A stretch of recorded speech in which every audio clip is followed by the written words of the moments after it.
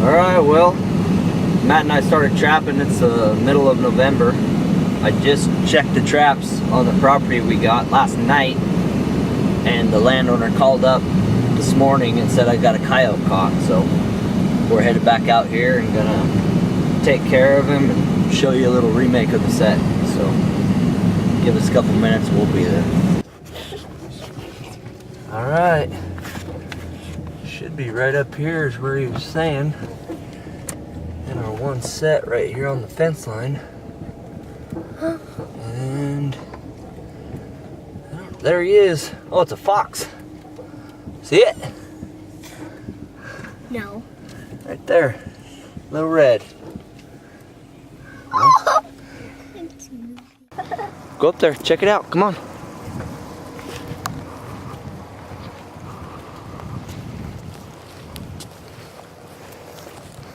Can we call him Little Red? Little red. Yeah, Little Red. That's the guy's name. Well, How is he gonna... there he is. Caught in a dirt hole on a number 2. He's wanting to get out of here, isn't he? What do you guys think? What do you like that? Yeah. Hey, what do you think? Huh? Little Red 2. Little red. Number Well, 2. we're gonna get him taken care of, get the set remade, and hopefully we'll catch another one, or a coyote. Yeah. What do you think?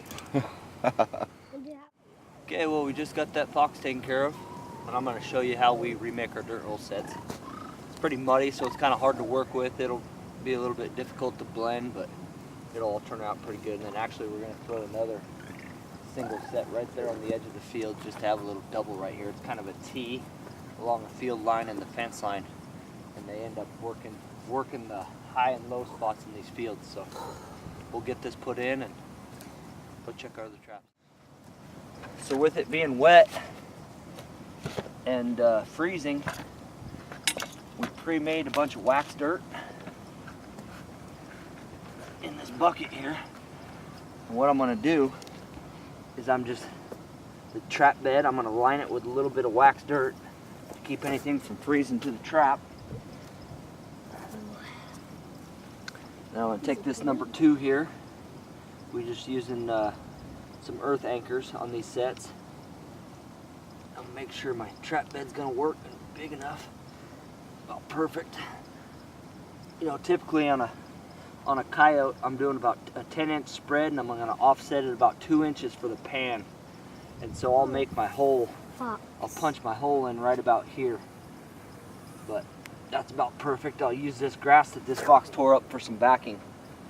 But we're just using wax paper for our pan covers. It's cheap. You go to the store and buy a whole roll of it, and then you can just cut off strips as you use it. Just wad it up, tear a little slit right there. I'm gonna preset my pan. Actually, it's good after you catch something to check your trap and make sure it's gonna fire. So we'll just fire it off. Boom. That's gonna catch a dog right there. These sets are always money after you catch something. It really puts a lot of scent in the area.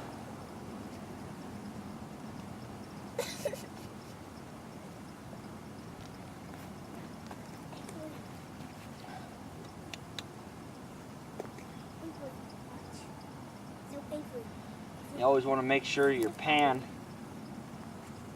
is as flat as possible. If anything, you're going to want to have a low spot,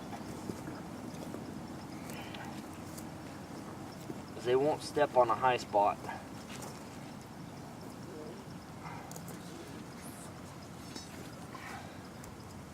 Watch your fingers and be careful when you're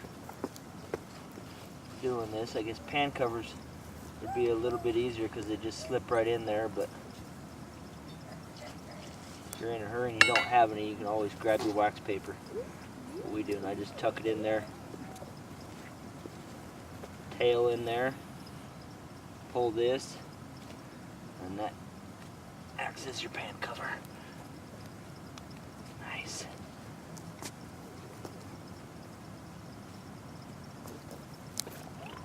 You want to make sure that this thing isn't flimsy. If this thing moves at all, they're going to feel that and they're going to dig your trap up. Now, you can go ahead, Matt, and zoom in on it or get a little bit closer, you know what I mean? I'm just going to cover the trap with some wax dirt.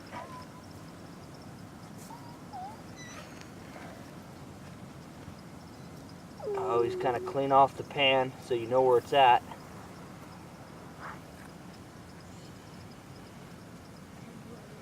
And then you're gonna make sure everything's nice and tight and not moving. That's the last thing you want, is a loose trap.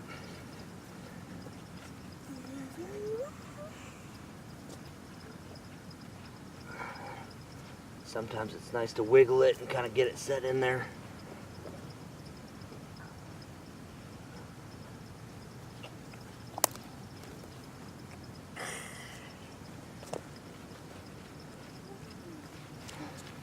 We're going to want to blend this with some of that natural colored wet dirt around here the best we can, because obviously, you know, that's an off color and they're not going to like that. Even if you can take some wax dirt too and kind of throw it over the wet stuff and blend it a little bit, but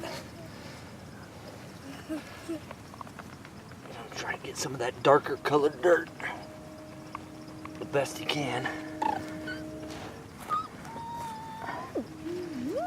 Blend this trap. Kind of tough with it being wet, you can't really.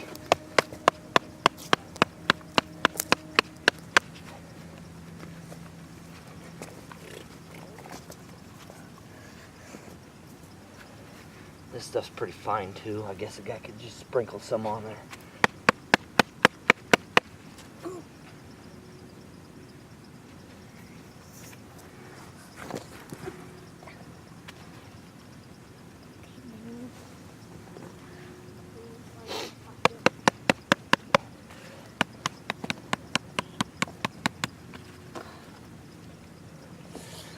Really, that's pretty good.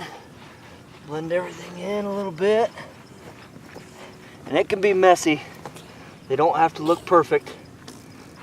The messier the better, I think. As long as they're blended, you'll be all right. Now we'll just punch our hole right here. And for foxes, you don't want to be as far back if you're trying to catch foxes. Just get us a nice little dirt hole there.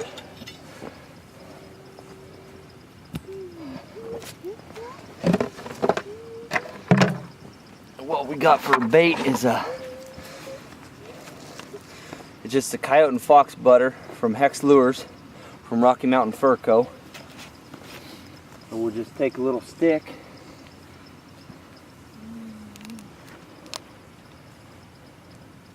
grab a nice chunk of that. If I can get a good chunk, throw it right in that hole.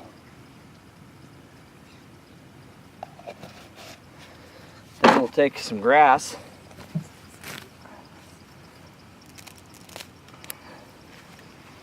roll it up, make it look like a mouse nest. We'll just shove it kind of right down in that hole right there. Make it look like something's living in there, and keep those guys interested. Throw some, well, the remaining fox lure right here. And this set's gonna be stinky as all get out after catching an animal, so we're gonna have pretty good luck of catching something. So that's how we make our sets in Oregon here. That's how we do it. Matt and I have had some pretty good luck the last few years catching a lot of dogs and cats and bobcats, foxes and whatnot, and so hopefully we'll catch another one here. And like I said, we're gonna make one right there, so stay tuned.